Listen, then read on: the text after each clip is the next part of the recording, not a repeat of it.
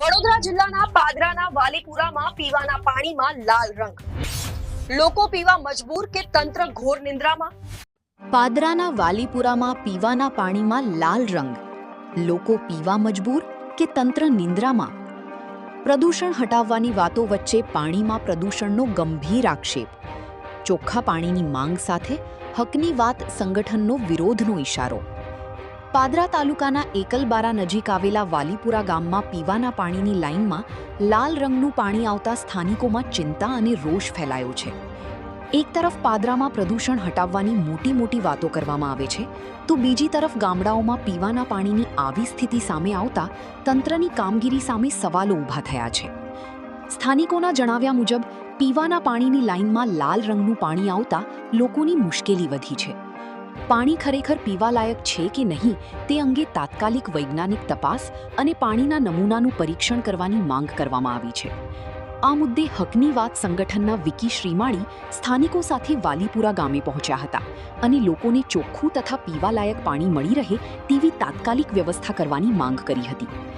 વિકી શ્રીમાળીએ જણાવ્યું હતું કે જો ચોખ્ખા પાણીની વ્યવસ્થા કરવામાં નહીં આવે અને સમસ્યાનું તાત્કાલિક નિરાકરણ નહીં આવે તો જવાબદાર કચેરી ખાતે જઈ ઉગ્ર વિરોધ નોંધાવવામાં આવશે અને પાણીની હકીકત અધિકારીઓ સમક્ષ રજૂ કરવામાં આવશે.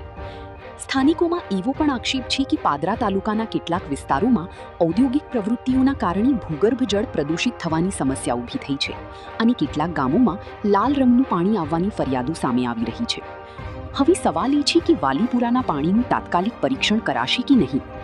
જીપીસીબી અને સંબંધિત વિભાગો દ્વારા સ્થળ તપાસ કરી પાણીના સ્ત્રોત અને લાલ રંગનું ચોક્કસ કારણ શોધવામાં આવશે કે નહીં.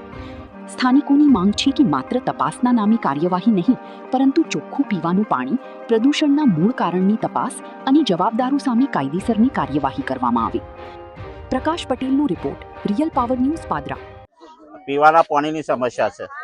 આમ તો દર ત્રીજે દિવસે પાણી આવે છે, પણ શરૂઆતમાં ચોખ્ખું આવે, પછી 15-20 મિનિટ આવું ગંદુ પાણી આવે છે અને પછી પાછું ચોખ્ખું થઈ જાય છે. એવું એ સમસ્યા છે અમારે.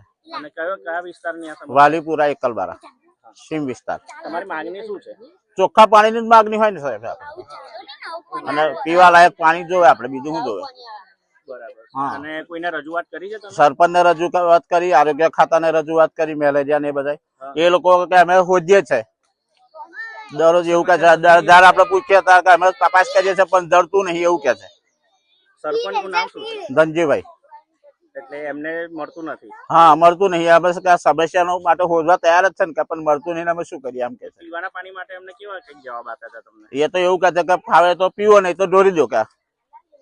બરાબર. હા. અને પાણી ભરવા માટે ક્યાં જવાનું? ના ફાવે તો ડબાસાથી ભલાવો તમે પાણી. એમ તો આવું વર્તન કેટલું યોગ્ય લાગે તમને? નહીં જ યોગ્ય ને, પણ શું કરવાના તારે.